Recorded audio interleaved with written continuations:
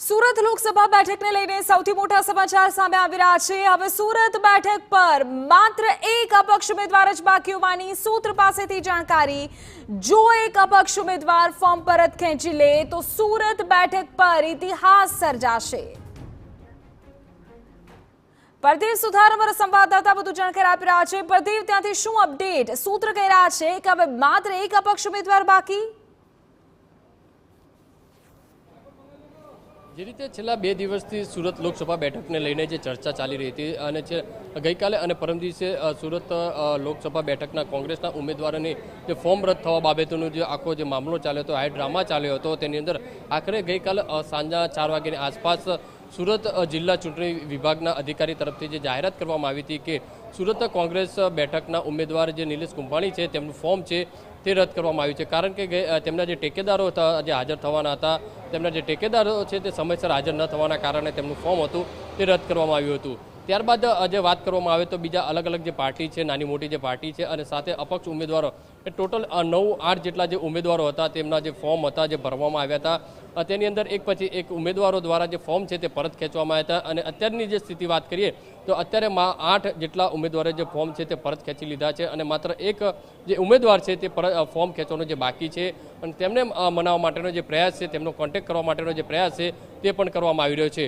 એટલે કહી શકાય કે 3 વાગ્યા સુધીની અંદર આ જે સુરત લોકસભા બેઠકનું જે ચિત્ર છે તે સ્પષ્ટ થઈ શકશે। પણ હાલમાં સૂત્રોની વાત માનીએ તો કે આજે એક જે ઉમેદવાર છે તે પણ જે કોન્ટેક્ટમાં હોવાની જે વાત ચાલી રહી છે તે પણ થોડા સમયની અંદર સુરત કલેક્ટર કચેરી ખાતે પહોંચશે અને પોતાને એફિડેવિટ રજૂ કરી અને પોતાનું જે ફોર્મ છે તે પરત ખેંચવા માટેની જે કવાયત છે તે તેજ કરવામાં આવી રહી છે। બપોર બાદ સુરત જિલ્લા કલેક્ટર વિભાગ તરફથી આ બાબતે પત્રકાર પરિષદ કરી અને સુરત લોકસભા બેઠક બિનહરીફ થાય તે માટેની જે ચર્ચાઓ છે તે પણ ચાલી રહી છે।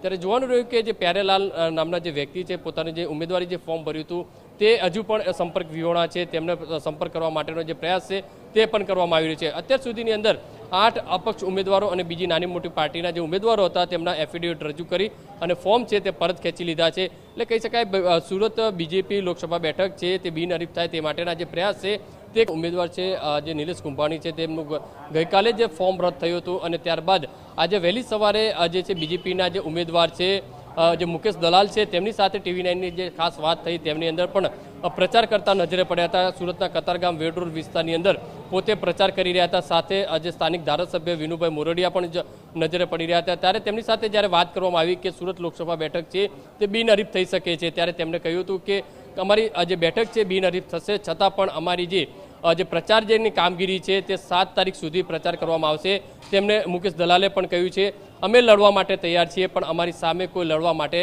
તૈયાર નથી, તે રીતનું તેમનું જે નિવેદન છે તે સામે આવ્યું છે। એટલે આ તમામ જે બાબતો છે તે કહી આપે છે કે તેમની જે બિનહરીફ અને જે સુરત લોકસભા બેઠક છે બિનહરીફ કરવા માટેની જે તૈયારી છે તે ભાજપ તરફથી તમામ પૂર્ણ કરવામાં આવી છે। તેમનો જે ચહેરા ઉપર જે ખુશીનો જે માહોલ હતો તે પણ જે હાસ્ય જે જોવા મળ્યું હતું તે હાસ્ય જ કહી શકે છે કે સુરત લોકસભા બેઠક છે તે બિનહરીફ થઈ શકે છે ટૂંક સમયની અંદર। જી ઓકે, તો મહત્વપૂર્ણ જાણકારી અત્યારે પ્રદીપ આપ આપી રહ્યા છો। આખર પર આપણી પાસેથી અપડેટ મેળવીએ છીએ, પરંતુ સુરતનો આ જે અત્યારની પરિસ્થિતિ છે તેમાં હવે સૂત્ર એવું કહી રહ્યા છે કે માત્ર એક ઉમેદવાર જે છે તેમનું ફોર્મ પરત ખેંચવાનું બાકી છે। જો આ એક ઉમેદવાર પણ તેમની ઉમેદવારી પરત ખેંચે છે તો સુરતની બેઠક પર ઇતિહાસ રચાશે તે નક્કી છે। 73 વર્ષના ઇતિહાસમાં પ્રથમ વખત સુરતની બેઠક પર ત્યારે કોંગ્રેસના ઉમેદવાર નથી અને જે 8 અપક્ષ હતા તેમાંથી 7 પણ પરત ખેંચી હોવાની સૂત્ર પાસેથી જાણકારી। આપણી સાથે કોંગ્રેસના નેતા અસલમભાઈ પણ ફોન લાઈન પર અત્યારે જોડાઈ ગયા છે। અસલમભાઈ, અત્યારની સુરતની રાજકીય પરિસ્થિતિ પર સૌથી પહેલા આપનું રિએક્શન જાણવું છે, કારણ કે એક તરફ સૂત્ર પાસેથી એવી જાણકારી મળી રહી છે કે 8 અપક્ષમાંથી હવે 7 તો ઉમેદવારી ફોર્મ પરત ખેંચી લીધા છે। જો બેન, અત્યારે જે સુરતમાં ઘટનાક્રમ થઈ રહ્યો છે ભારતીય જનતા પાર્ટીના આયોજનથી, ષડયંત્રથી, એ લોકશાહીનું વિસ્તરની સરેઆમ કતલેઆમ થઈ રહી છે।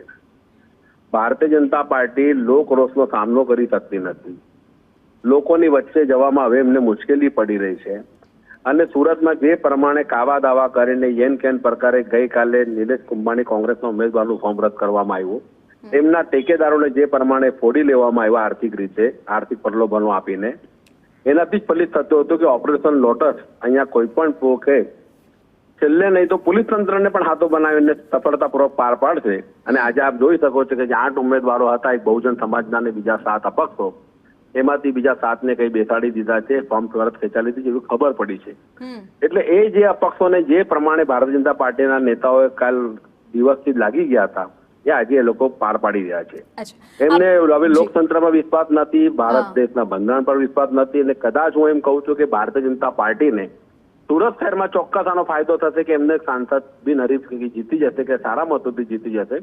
પરંતુ દેશની 545 લોકસભા સીટમાંથી 544 લોકસભા સીટ પર આની આડઅસર જોવા મળશે. કારણ કે દેશની પ્રજા પર અમને વિશ્વાસ છે, દેશની 140 કરોડ જનતા પર અમને વિશ્વાસ છે, અમારા 5 ન્યાય પર વિશ્વાસ છે.